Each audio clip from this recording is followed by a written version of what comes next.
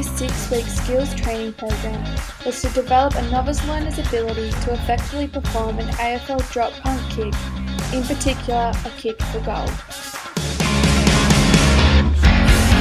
On the next few slides is an overview of the 6-week training program for an AFL drop punt kick.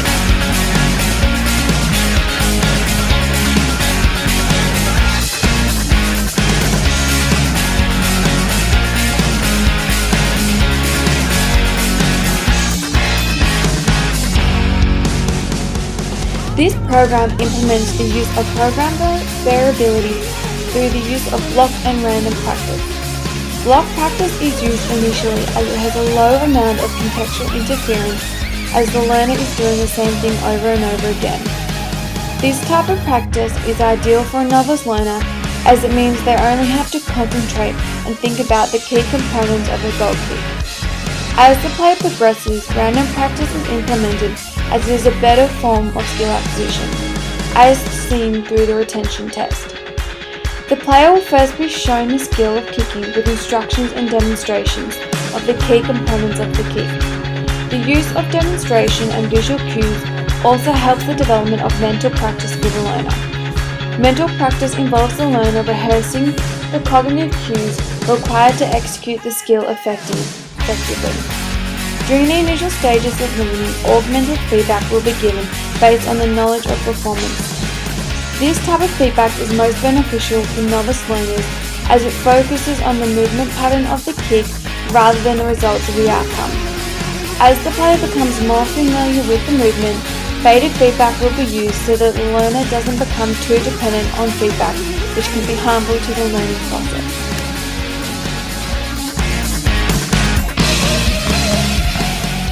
The activity of goal kicking is classified as a self-paced gross motor skill that is made up of discrete movements. This open motor skill can be classified according to Gentile's taxonomy as a body transport skill with regulatory conditions and inter-trial variability. The key components of a drop punt kick for goal are the ball grip, ball drop, making sure the ball is in line with the kicking leg, ball and foot contact, the leg swing, and the follow through after the ball has left the boot, as well as the correct ball spin through the air.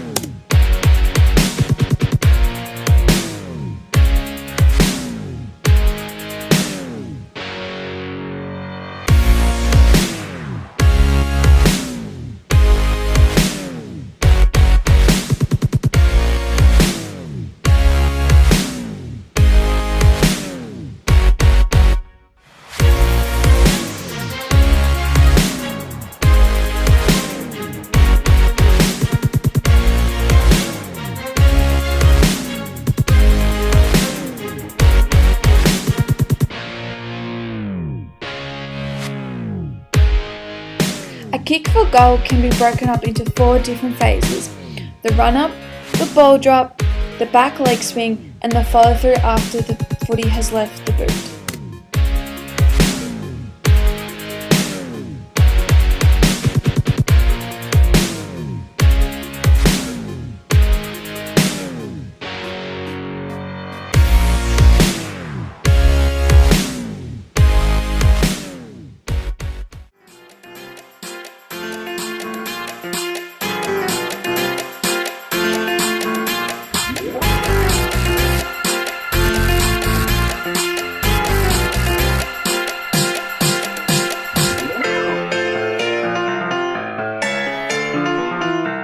For the qualitative testing, the player's kick is given a score between 1 to 5 for each of the key components.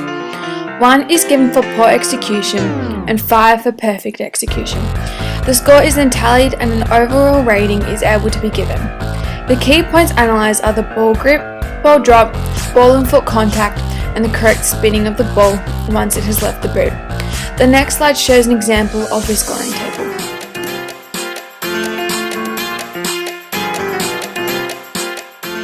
The quantitative testing involves the learner kicking from directly in front of goals at 3 different distances. These were 10, 15 and 20 metres out from goal. The learner was given 10 kicks at each distance. If the kick went between the goal posts, 6 points were awarded. If the kick went between the goal and the behind post, 1 point was awarded. If they missed everything, no point was given. The score is then tallied and given as percentage accuracy for the learner.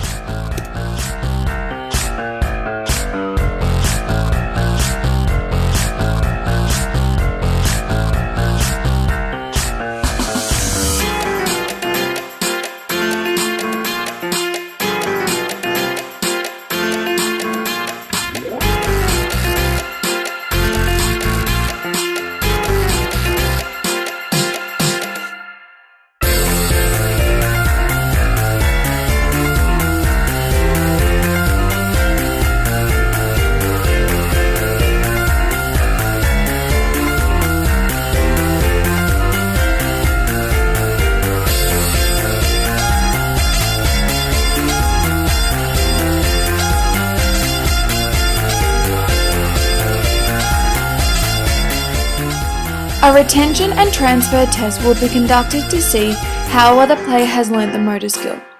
The retention test is conducted 2 weeks after the completion of the training program. In these 2 weeks, no more coaching, training or feedback has been given. The same qualitative and quantitative tests will be used to see how well the player has retained and learnt the motor skill. A transfer test is completed a week after the end of the training program.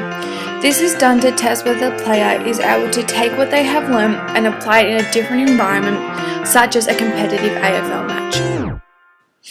According to Fitz's 3 stages of learning, initially the participant will be in the cognitive stage, as the learner is attempting to understand how to perform the movement skill during this phase. It is expected that the learner would have progressed to the associative stage by the end of the 6-week training program. In this stage, the learner begins to modify and/or adopt the movement patterns as needed, as well as understand how the various components of the skill are interrelated. The learner, however, is not expected to progress to the autonomous stage of learning, as during this phase, movement execution becomes more automatic, attention can be directed elsewhere, less errors occur, and can take years of training and practice to reach this stage of learning.